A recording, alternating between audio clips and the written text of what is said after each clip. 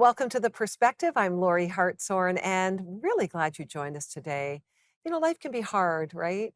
Especially when you experience the loss of a loved one at any age or stage. And sometimes you lose people in our lives in sudden, tragic deaths, and others, well, it's a slower journey of loss.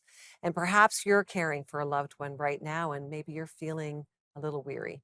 Well, today we're joined by Shelly Calcagno, an author, blogger, and speaker who shares her story of losing her mom to Alzheimer's. Her recent book, which I personally love, The Longest Goodbye, A Family's Hope-Filled Journey Through Alzheimer's.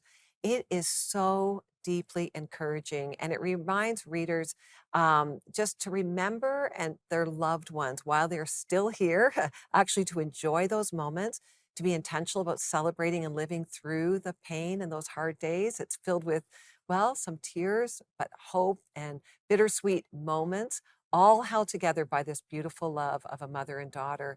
I've just personally loved this book so much, and so I'm so delighted to have Shelly with us in the studio today. Welcome to The Perspective. Hi, Lori. Thanks for having me. I've had many copies of your book I've given away. And just recently, talking to another dear friend whose parents been diagnosed with Alzheimer's, I'm like, I have the book for you. So thank you for writing your story, Shelley. Like, if you hadn't captured this story in such a beautiful way, I think it would have been, your journey would have been beautiful, but now it's multiplying. Thank you. Isn't that really wonderful to see, eh? Tell me, Yeah. like, why did you write the book? Like, what was your heart behind it? The title is just so wonderful, The Longest Goodbye. Like, what Mhm. inspired you to even title it that? Well, I think when we began this journey with my mom, there were just seasons where I felt really alone Mm, and I didn't really know where to turn to. And I think sometimes when we're going through hard seasons, we don't know that other people are maybe going through the same thing. yeah. And so I started, and it was really scary at first as well, but I started blogging and doing, some little posts, sharing a little bit of the journey out there. And then I just realized that people would respond and they would be like, "Thank you for talking about this. I've been going through the same thing." And I just realized that there wasn't a lot out there that really supported people Yeah. in a hope filled way. Yes. And, there were some resources that I read, some movies I watched, and they were all so well done and good, but a lot of them just left me feeling so much fear. And Right. I really decided to on our journey that, I had such a wonderful mother that I just wanted to capture all the goodness and the joy, even in the hard moments. Yeah. And I thought maybe if I wrote about that and shared it, that potentially it could help other people too Yeah. in that situation. Well, I can tell you that is exactly what you've done. Thank Whenever I give your book to anyone, I know I said, don't be afraid to read it. you. Because fear is the number, I know even myself with my journey with my parents and their health issues and that, when we hear the word Mhm. Alzheimer's, it's the first thing we experience, right? Yeah. The unknown. Mhm. How did you feel when your mom was first diagnosed with Alzheimer's? What was that like for you? It was terrifying and Yeah. heartbreaking. In her family, her father had Alzheimer's and a couple of my uncles. So Mhm. in our family, it was already prevalent. Yeah. And so I had seen their journeys. And so then trying to imagine now that we were faced with the same thing, it was just very hard to grasp. Even in my own family with my dad and my two brothers, we almost couldn't even talk about it for the first couple years. Like we didn't want to say it out loud Right. and acknowledge it because then it would be real. So Right. at first it was just really, really scary, a really scary time just with all the unknowns that were Yeah. ahead. And someone's watching right now and they're there. Hmm. What do you say to them? They've just Yeah, heard those diagnoses. I know. I have people reach out to me all the time who who face this. Yeah. And I think it's so important just to get support in place as soon as you can, even if you're early in the journey. Right. I remembered when I was just feeling so alone, one of the first things I did was I started to go see a counselor Okay. because I knew that, I was my kids were teenagers. I had a busy career. I had a lot Yeah. going on in my life. And I thought, I need some help to get through this. Yeah. Like, I can't do this by myself. And of course, I have God to lean on. Yeah. But I just recognized that I just needed some support. So Yeah. that's kind of what I put in place for myself. And then in my book, I talk about different self care, taking care of yourself. And I wasn't even the primary caregiver, my father was, but the effect that it had on me was great as a daughter. So Yeah. just trying to put things in place to help on the journey is so key. I think that's really wise. I think, and like you said, you kind of want to live in denial for a bit. Mhm. Like, oh, this maybe it won't be as bad as Yeah. they say, or maybe, yeah. So, but actually taking some steps to get support around you Yeah. because, I mean, your mom is going to go through this, Yeah. but she's got to go through it with people who are in many ways supported. Yes. Yes. And I find that withdrawing from any situation in our life, usually isolation does not equip us, right? Yeah. You've described, I love the term and the way you use this, like a trapeze artist. You're going through this journey and you're kind of balancing joy Mhm. and grief together. Like, how did you manage to hold both of those moments of both Mhm. joy? You want to enjoy your mom. You talk a lot about Yeah. that. And yet the grief of loss. How did you hold that together in those seasons? Yeah. That was probably my biggest challenge, I think. Mm. Um, the loss of someone I loved so much and knowing that she was slipping away from us, but still, wanting to celebrate her, wanting to do the things she loved, decorating her Christmas tree, just living still in that moment. And Yeah, I found so much comfort in Ecclesiastes in chapter 4 when it talks about how there's a season for everything under the sun. yeah, And it just made me realize, in life we go through hard times, we go through good times, and there's that balance. And really feel like God meets us in the middle of all those yeah. days. Like I even think about um, after my mom passed away, Mm. the hardest, most heart wrenching days of my life, deep, deep in the valleys of pain and loss. And then a month later, our first little grandson was born. Yeah, So it's just that balancing act in life where you just have these moments of deep pain and sorrow. And then you have these moments yeah, of just intense joy. And it's just like God meets us in the middle of all those things. And yeah, sometimes we just have to learn how to balance the best we can. But yeah, I just found God to be there for me in those yeah. seasons, right there, holding me on. And what about your mom? As you watch her go through it, how did you observe her experience of losing herself? Yeah. I feel like I feel like this was a real blessing to us. And every Alzheimer's journey is different. Right. Every person's story is different. For us, we just really felt like my mom didn't know what was happening. Right. And to us, that was a real Yeah. gift because she didn't realize that Yeah. she had changed, that she was slipping away. Right. So from us observing her, it was just a peaceful transition through Yeah. those stages, which we're so thankful for because Yeah. I know other people that's not their story. Right. But for us, that was our story with her. Yeah.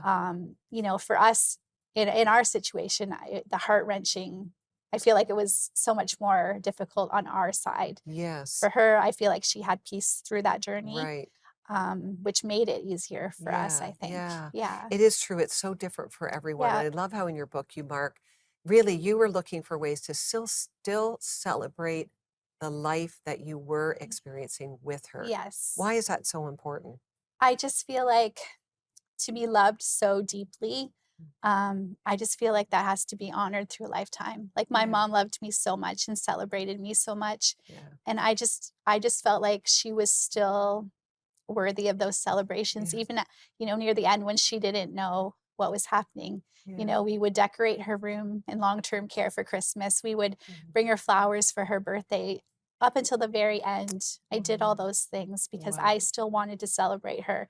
And I don't know, nobody knows really what the Alzheimer's patient Right. is thinking or observing. And I really felt like, and I know my dad would say this too, we felt like our mom knew that we loved her so much till the Yes. very end. even if she couldn't express it, Yeah. so I never ever wanted her not to feel that love, Yeah. even if she couldn't express it back. Yeah. I just wanted that. That that is so beautiful. And I think that's why I love your book so much. Thank I think it's helping people in a difficult time where they could just sit in the grief you. to miss the joy. Yeah. We're going to be right back with Shelly in just a moment. Yeah, stay tuned.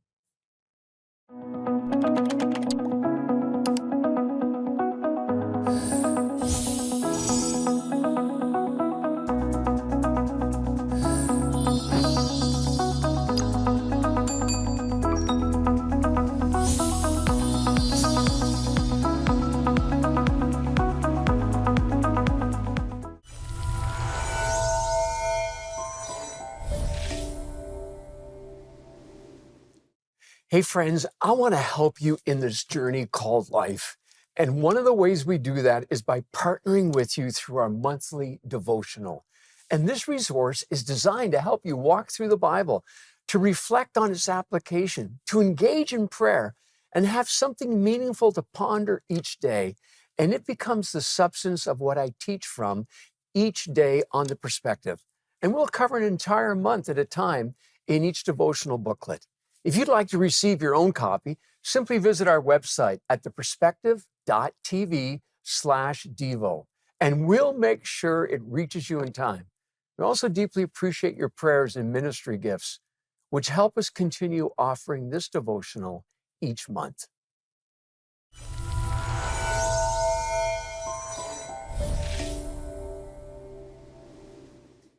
Well, thanks for joining us, Shelley, at The Perspective, sharing your story. I love how you shared in your book, The Longest Goodbye. It's beautiful, by the way. I know that you love flowers and that Yes. you love, like, it's just an absolutely beautiful Thank cover. you. And it reflects who you are, but it also reflects the journey with your mom, right? Mhm. There's people watching and they're just like, please help me navigate this season. I'm in it. Mhm. What are a few lessons that you learned along the way? I think that it's really important to reach out to people in your life that Yeah. love you and care about you and can support you. I think one of the biggest challenges in so many areas of our lives is that we don't talk about certain things Mhm. until we're in the middle of them, and Yeah. then we don't know where to look for support. Right. I think about how when we brought my mom to the long-term care home, I had never heard anyone talk about what that experience was like, Right. and it was an extremely difficult day in our lives. So Yeah. I just think there's things in our lives that are important that we're going to face. And I Yeah. think it's just important to talk about them Yeah. and seek out people that maybe have gone through similar experiences that can come alongside you and help you and support you. I think that's really key. And talk about the hard things. These are hard things. Yeah.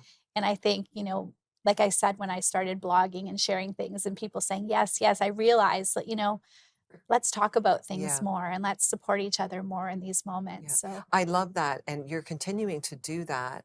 Like you wrote the book, but really you were already blogging mhm, and really kind of built a community in some sense, mhm. right? Is that community still active? Like, do you Yes, continue to have those conversations? yes, I often have people that reach out to me. Sometimes if I'm at a conference or even Right. on social media, I think, you know, I've had people say to me as well, I have your book, but I haven't been able to read it yet. Like I have it, I'm afraid to read it. Yeah. And I feel like I always encourage them, just read it. It's hard, but I feel like hopefully Yeah. as you read it, you're going to find hope. You're going to Yeah. realize that you're not alone, that Yeah. you don't have to do this alone. There's going to be hard days. Your Yeah. heart's going to be broken and ripped out many times, but Yeah. there's people that have gone through that too, and their story can help you. I think our Yeah. stories can help each other For if sure. we're willing to share them. How did your family navigate this? You have a spouse, your husband, kids, you have siblings. Mhm. What was the journey? Because we all journey differently. Yeah. What did you observe in some of those journeys, especially to the grandchildren? Yeah. Yeah, it's hard. Um, yeah, everyone does deal with things differently. Mhm. Um, Being a daughter, is a different relationship than being a son. Yeah. So how I would approach things would be different than my brothers. They would Right. provide support in different ways Yeah. than I would. I get emotional when I Yeah. think about all the grandkids because just my mom loved them so much. Yeah. And so I know, like for the younger ones, it was hard. It's just Mm. hard to understand what was happening Yeah. and why, why is grandma changing so much? What's different? Yeah. And I'm the oldest in our family, so I feel like my kids and some of the older grandchildren, they got to see, you know, gr- mom how she was, grandma how she was, so Yeah. I think the decline for them is different too because they knew how she was and had to watch the Yeah. decline. The younger ones didn't necessarily know that. So Yeah. they're complicated relationships Right. and feelings. But I just know that they all knew and know now how much she loved them. Yeah. Like they all got to experience that love in their Yeah. own way. Yeah. And so I think that's such a key, that's such a legacy for them. And I hope and pray to another reason why I wrote the book too, and it's maybe selfishly, maybe not, but it's a story of my mom Right. and her legacy for our family. Yeah. So I hope that my own Yeah. family finds comfort and encouragement reading Yeah. it as well. I think that's beautiful. Does a sense of humor, like even when you're in the hard places, having a sense of humor, is that like a Yes. helpful thing? Absolutely. Yeah. Yeah. And my mom, she had some really adorable seasons too, I and remember reading some of those. Tell yeah, us a story of yeah, your mom and yeah, she was so sweet. We would, um, when we would still go out, she would just love to go. We'd go to Tim Hortons near her house, and we would walk in, and she would be so happy. And we would go over, and she knew exactly, what muffin she wanted, and yeah. she would just go up and, tap on the window and show me which one Yeah. she wanted, and we'd go and sit by the fire, and have our snacks together. Yeah. And yeah, she was just in that season, she was forgetting and not aware of as much, but we could still interact in such a Right. special way, Yeah. and she would say things to us kids like, "Oh, you're so good.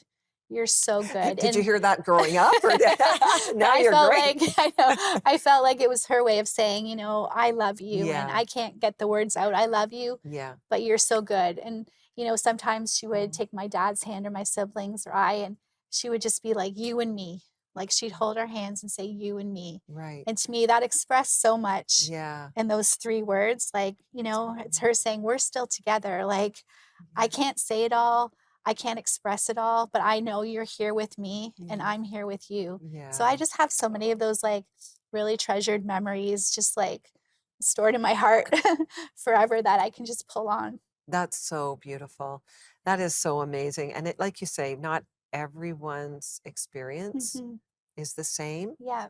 But I think being present in the moment when I read your book, I hear stories of your mom and your interactions, like you were so present. And maybe the counselors helped you with that somewhat, Mhm. but I think that's a real gift, don't you think? I do. And I know it's hard. I know that there are many people who have relationships that are not, I feel like I was so blessed to have a wonderful mom with such a great relationship. And I know that everyone doesn't always have that relationship. Yeah. And so I know that makes situations like this more complicated. Yeah. And I just feel like, yeah, it's harder to navigate. I just remember, when we would go visit my mom, when she was in long-term care, there would be so many people there alone and with Yeah. nobody there. And I know there's so many circumstances and situations, but I just really feel like, you know, just trying to focus on Yeah. the good in those Yeah. times, Yeah. trying to reconcile, try to bring healing for Yeah. those seasons Yeah. that come is so important. So important. How did your faith help you through this? Oh, I couldn't do anything without Jesus. Yeah. Yeah. Um, yeah, just my rock. Yeah. Even the day that my mom passed away, you talk about the beauty and the grief. I was sitting by her bedside and I just felt like I was supposed to say the Psalm 23 to her. So I was just holding her hand and we knew that she didn't have much time left that day. And I just said the 23rd Psalm. And at the end, when I said, "I will dwell in the house of the Lord forever," that's when she was gone. And I Wow. just feel like that was such a gift that God just gave me to be Yeah. able just to be there with Yeah. her and just, speak her from her earthly life into her Yeah. heavenly life. Yeah. So Jesus has just always been so present Yeah. to me And in this journey. it is our faith gives us the big picture on Yeah, life, doesn't it? yeah, Life and death. yeah. And thank you for writing the book, Thank you. Shelley, and for continuing to tell your story. Don't ever get tired of telling it because there's so many that are going through similar experience, like you said. Mhm. And we have to turn to the Lord in these things Yeah, because it gives us this eternal perspective on the pain of this world. yeah, But we also can bring heaven to earth in those yeah. moments. So that lesson of joy and grief intermingled is just a beautiful story. Where can people get your book? Thank you. Anywhere books are sold, Yay! Amazon, Indigo, Yeah. online, anywhere. And they Yes. can find you? My website, shellycalcagno.com, Okay. social media. I'm Yeah. out there. Thank you. Thank Thank you you, for Lorie. today. Yeah. I do Thanks. encourage you to get the book. It's been my go-to resource. So whatever you're going through, there is encouragement. There is hope. We'll be right back. Hi, I'm Ryan Walter. I played a bit in the National Hockey League, 17 seasons as a player and coach.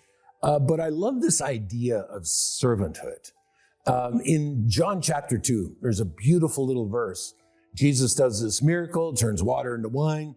And there's this verse in John 2 that says, only the servants knew. Think about that thought. All the important guests that were there, they had no idea that that miracle had happened. All the important priests and everybody that were there, they had no idea that that miracle had happened. Only the servants knew. There's something special when we get to serve with Jesus, isn't there?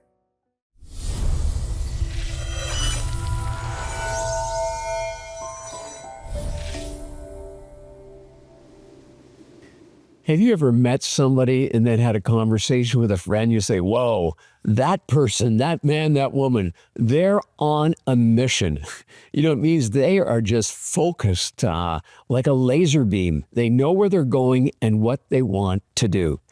Well, today's reading from the book of Acts is something like that. It describes a man who's on a mission, and that man is the Apostle Paul. I want you to journey with me. Take your Bible to Acts chapter 20. I'm just going to read a few verses, but I'm going to read them quickly, chapter in verse 2 and then verses 4 to 12.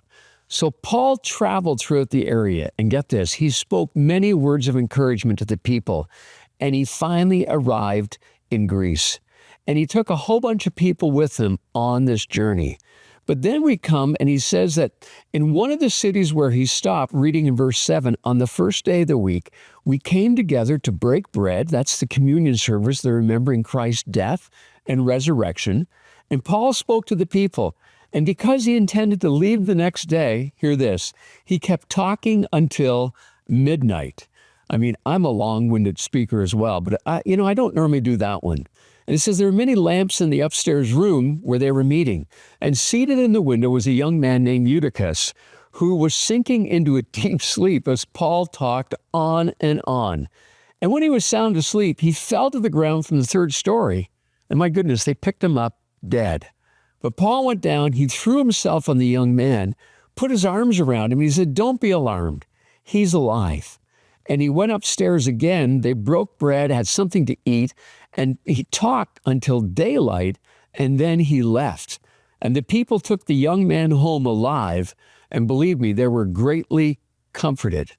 Now, what are the takeaways from this? I mean, apart from burning the midnight oil and Paul being a long-winded speaker, but he had a lot to say, and the people wanted to listen. But you know what I caught my eye just at the very beginning? It was the opening part. He traveled through the area speaking many words of encouragement. Just because you're busy doesn't mean that you can't stop to encourage other people. And what sets Paul apart is his passion, his heart, to encourage people through personal interactions and sharing the gospel. There's a huge connectedness with Paul. There have been some people who have been well known to people throughout the world, and I've known them just ever so slightly. But one man in particular would just remember details about my life, and when he would see me, he would show an interest in me. And I found him showing that interest. It just lifted my spirits. It was amazing how he encouraged me. But then there's the story of Eutychus. You know, he's a younger man. Have you ever thought how maybe God wants you to pour your life into the life of a younger person, a man or a woman? Maybe take them for a coffee once a month or once every 2 weeks, or buy them a meal and just listen to them and talk to them. But in the story of Eutychus falling asleep and falling to the ground, apart from providing a lot of jokes for preachers and who are long-winded, why did the Spirit of God include that story? It's a strange story, isn't it? I think maybe the Holy Spirit wanted us to see the passion of people for the Word of God. They were listening. They were staying up late with their humanity and physical limitations. And in the midst of it all, a miracle happens. Somebody falls asleep. They fall out of the window. Tragedy happens. But God's presence is there, and he is healed. What I think stands out to me about this whole passage is the hunger that people had for the Word of God and to be in his presence. You know, a few weeks ago in our church, we experienced something like that. We had 5 nights of prayer and fasting and worship, and people gathered, and night after night, the numbers grew, and people didn't want to leave after an hour. They wanted to stay longer. The only reason I can explain that is simply this: they were enjoying being in the presence of God with one another, and God's presence was there. That's why I encourage you to get to a church, to be part of the fellowship of God's people. Will you donate 2 hours of your time? Crossroads Prayer Center is seeking people with a heart willing to join in the amazing work God is doing through prayer. Providing over 1,300 prayer interactions daily, Crossroads Prayer Partners speak biblical truth and words of life over people's need. Join in God's transforming work through prayer and enrich your faith. Learn more at crossroads.ca/prayervolunteer.